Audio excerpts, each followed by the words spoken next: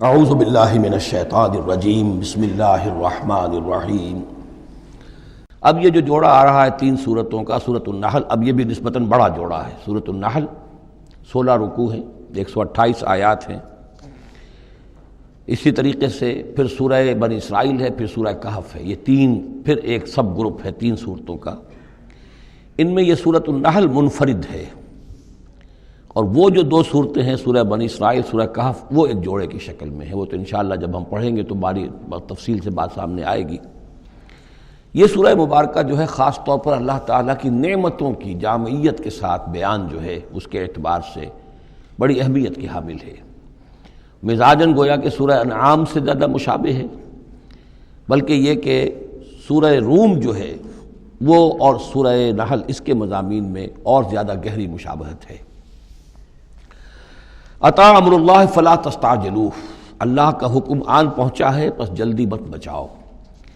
یعنی یہ کہ جب رسول کی بعثت ہو گئی تو گویا کہ اب وہ سارا معاملہ جو ہے وہ اب تو صرف وقت کا رہ گیا ہے کہ کتنے وقت کے بعد تم پر عذاب آئے، کب تک تمہیں مہلت ملے، ورنہ فیصلہ تو گویا کہ جب کتاب قرآن نازل ہو رہا ہے اور رسول کو ہم نے بھیج دیا ہے تو گویا فیصلہ کن وقت آ پہنچا ہے۔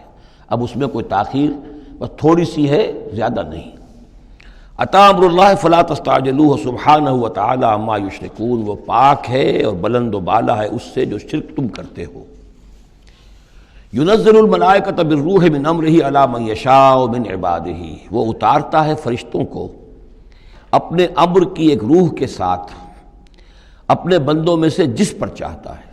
یہ الفاظ بہت اہم ہیں۔ اتارتا ہے فرشتوں کو، حضرت جبرائیل علیہ السلام ہے کہ جو وحی لے کر آئے۔ کس پر اتارا؟ محمد الرسول اللہ صلی اللہ علیہ وسلم، علی من یشاء من عبادہ، اپنے بندوں میں سے، انسانوں میں سے جس کو بھی اللہ نے چنا اور پسند کر لیا اس پر حضرت جبرائیل وحی لے کر آئے۔ بالروح من امرہ، اپنے امر، اپنے معاملے کی ایک روح کے ساتھ، اس سے مراد وحی ہے۔ تو یہ بات اچھی طرح سمجھ لیجئے، جیسے کہ سورہ اعراف میں جو آیت آئی تھی الا لہ الامر الا لہ الخلق والامر، تو یہ 2 عالم ہے، عالم خلق، عالم امر۔ عالم امر کا معاملہ یہ ہے کہ اس میں کوئی ٹائم ایلیمنٹ نہیں ہے سرے سے۔ اللہ تعالیٰ کا جو بھی فیصلہ ہوتا ہے انسٹنٹینیس، اس کا امر یہ ہے انما امرہ اذا اراد شیئا فانما یقول له کن فیکون، اس میں کوئی ٹائم ایلیمنٹ نہیں ہے۔ لیکن عالم خلق میں وقت لگتا ہے، 6 دنوں میں آسمان اور زمین بنائے، وقت لگتا ہے۔ آم کی گٹھلی کا ایک درخت جو اس سے بننا ہے اس میں وقت لگے گا۔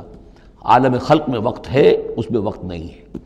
اور عالم امر کی 3 ہی چیزیں ہیں صرف جو ہمارے علم میں ہیں۔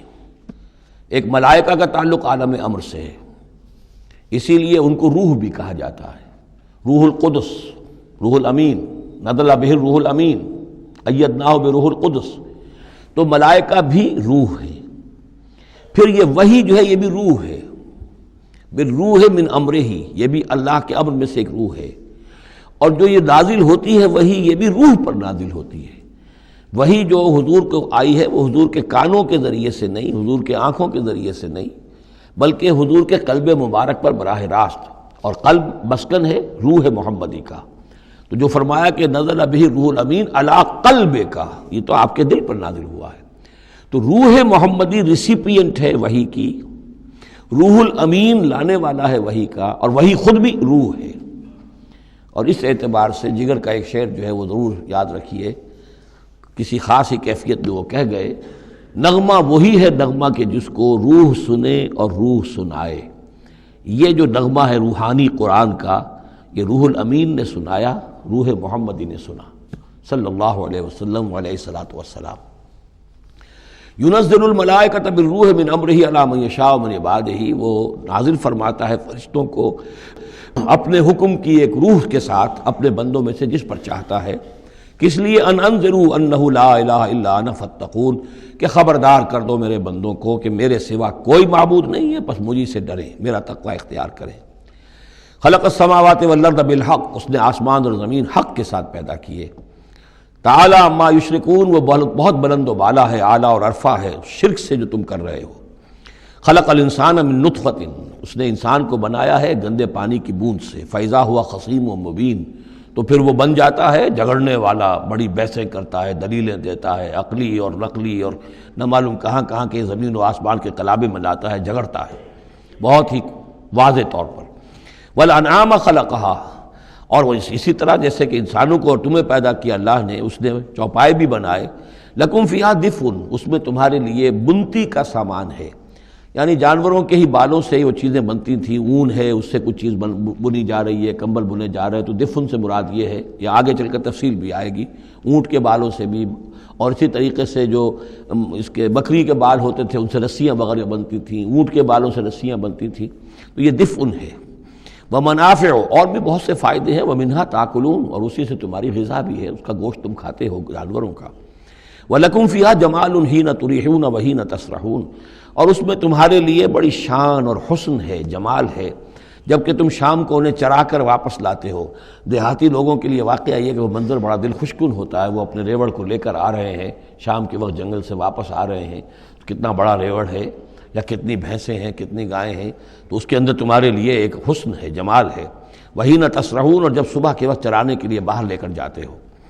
وَتَحْمِلُ أَثْقَالَكُمْ إِلَىٰ بَلَدٍ، اور وہ تمہارے بوجھ اٹھا کر لے جاتے ہیں یہ جانور ایسے شہروں تک، ایسی بستیوں تک، لَمْ تَكُونُوا بَالِغِيهِ إِلَّا بِشِقِّ الْأَنفُسِ، کہ تم نہ ہوتے اس تک پہنچنے والے مگر جان توڑ کر، یعنی آدمی کو اگر کوئی وزن لے کر جانا پڑے تو ظاہر بات ہے کہ اس کی جان ٹوٹ کر رہ جائے گی، شق الانفس، لیکن یہ کہ گھوڑے کے اوپر لادا ہوا ہے یا اونٹ پر لادا ہوا ہے، خچروں پر لادا ہوا ہے اور چلے جا رہے ہیں، ان کا بوجھ جو ہے وہ جانور اٹھا رہے ہیں۔